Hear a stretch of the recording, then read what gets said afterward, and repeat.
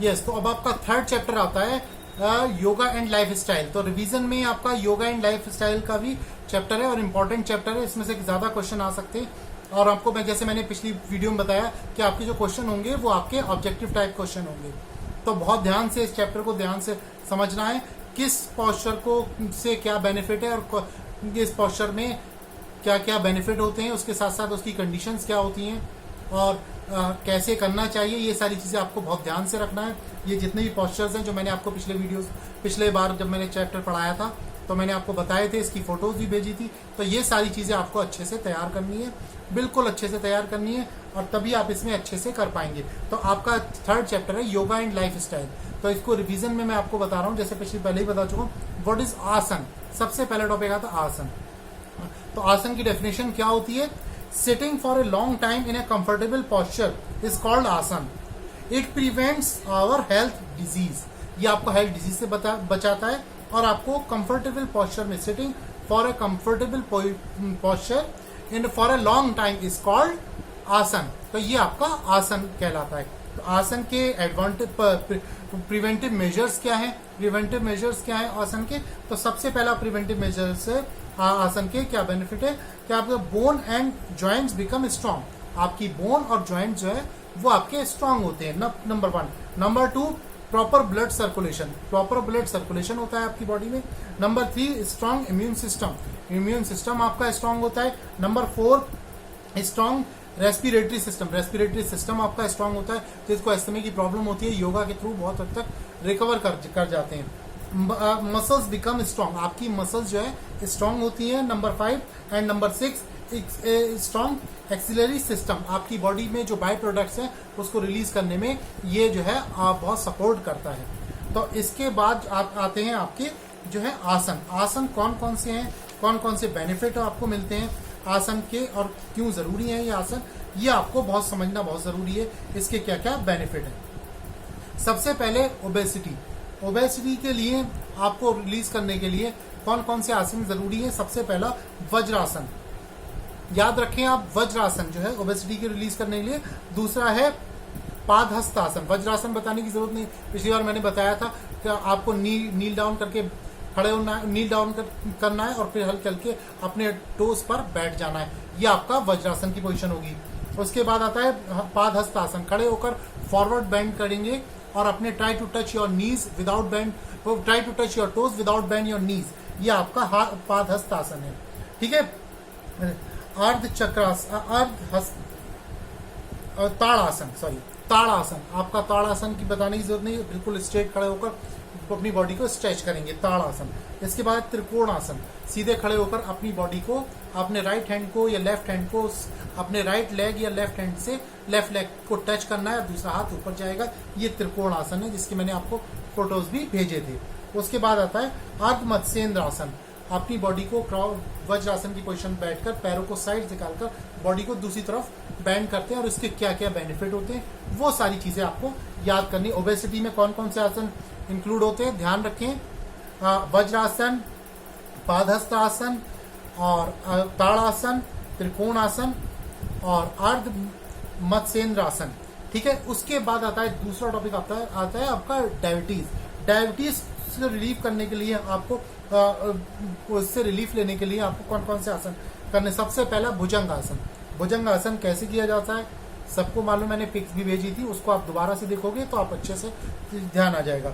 पश्चिमोत्तान आसन, बैठकर forward bend करना है और try to touch your knees without bend, try to touch your toes without bend your नीज।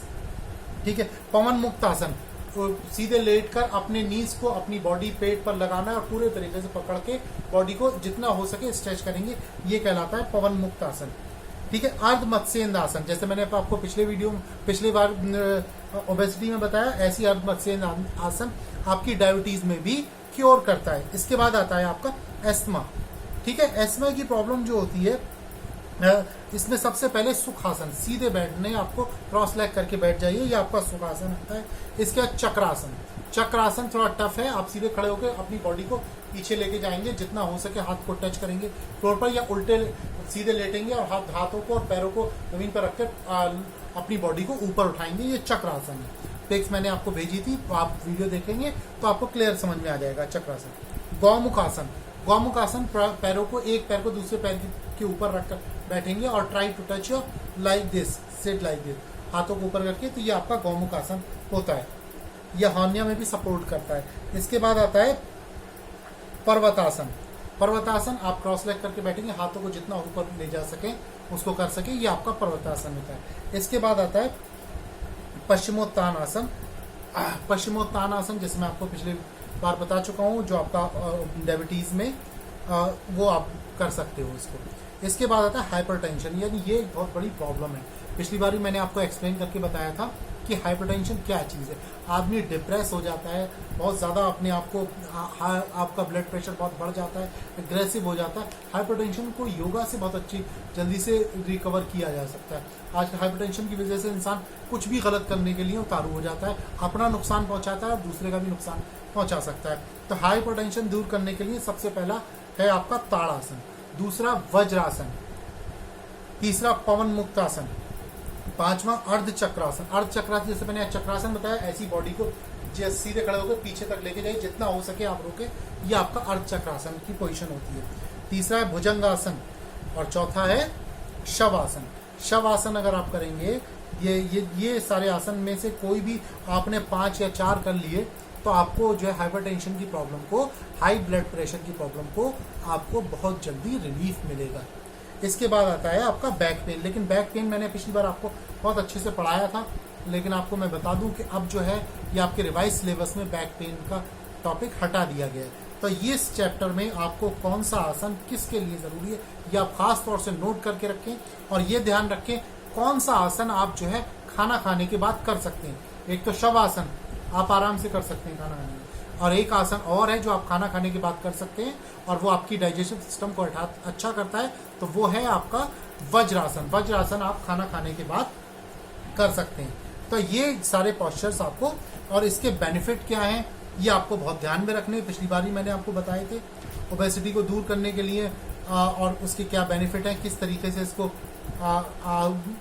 जो है करके बहुत सारे बेनिफिट गेन किए जा सकते हैं, ये सारी चीज़ें आपको इसमें करनी है। जो मैंने आपको पिछली बार बताया था वही सारी चीज़ें आपको दोबारा से रिवाइज करा रहा हूँ, और इसके रिलेटेड जो भी पोस्चर्स हैं, जो भी आपके क्वेश्चंस आएंगे उससे रिलेटेड वो आपको ध्यान में रखने हैं। योगा फॉर लाइफ स्टाइल, इसमें आपका इंपॉर्टेंट क्वेश्चन है, और जो आपके क्वेश्चंस अच्छे तरीके से आप तैयार कर लोगे और जो आपको सपोर्टिव रहेंगे, आपको किस आसन, किस चीज़ से, डायबिटीज़ में कौन सा आसन करना चाहिए, ओबेसिटी में कौन कौन से आसन करने चाहिए, कौन सा आसन जो है आपको अस्थमा में सपोर्ट करता है, ये सारी चीज़ें आपको अच्छे से याद करनी पड़ेंगी। ठीक है,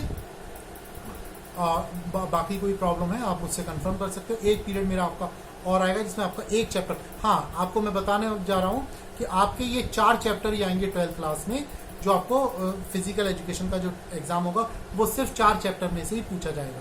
तो आपको जो क्वेश्चन आंसर हैं वो सिर्फ आपको 4 चैप्टर्स के ही तैयार करने हैं, उसको अच्छे से पढ़ना है। बाकी कोई प्रॉब्लम हो आप मुझसे कंफर्म कर सकते हैं। तब तक आप घर में बैठिए, अपने आप को सेफ रखिए, आप बचा के रखिए इस कोरोना से, और ऑनलाइन आपके एग्जाम होने, उसके लिए आपको प्रिपेयर रहना है। मेडिटेशन करते रहिए, जो आपकी कंसंट्रेशन पावर और मेमोरी को बढ़ाता है।